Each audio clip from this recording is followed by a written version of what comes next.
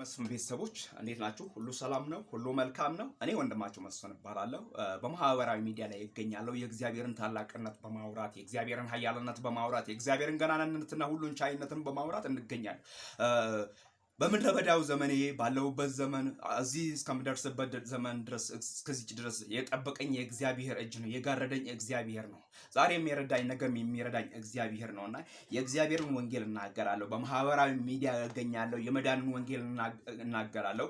ዓለም ተስፋ የላትም። ዓለም አልፋለች። ዓለም ሞታለች። ዓለም አክትማለች። ዓለም ተቀብራለች። ክርስቶስ ብቻ ነው ተስፋ ያለው። ክርስቶስ ብቻ ነው የሚያድነው። ክርስቶስ ብቻ ነው የመዳኛ መንገድ።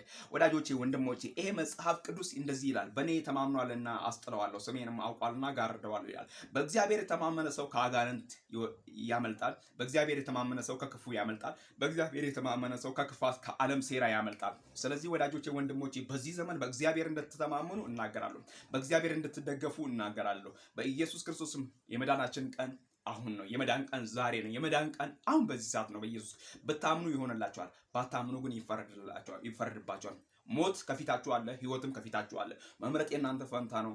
ወደ ወደዳችሁት መቅረብ የእናንተ ፈንታ ነው። ክርስቶስ ግን ሁሌ እጁን ዘርግቶ ይጠብቃችኋል። ኃጢአትን ይጠላል፣ ኃጢአተኛውን ይወዳል።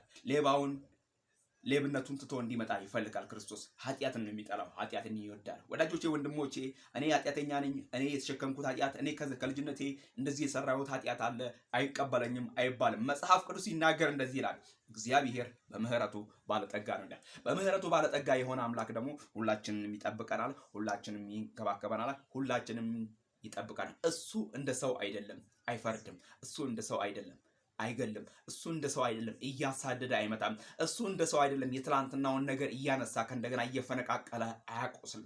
እሱ ጌታ ነው፣ የሁሉ ጌታ ነው። የሰማይና የምድር ጌታ፣ ያለና የነበረ ሁሉም በስልጣኑ የደገፈ የአብርሃም የይስሐቅ የያዕቆብ አምላክ ዛሬ የልጁ የመስፍን አምላክ ነው።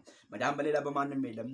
እንድንበት ዘንድ ከሰማይ በታች የተሰጠን ስም ኢየሱስ ነው። የልጁ የኢየሱስ ክርስቶስ ደም ከኃጢአት ሁሉ ያነጻል፣ ያድናል እያልኳችሁ ይህንን የመሰላችሁ ወንጌል እነግራችኋለሁ።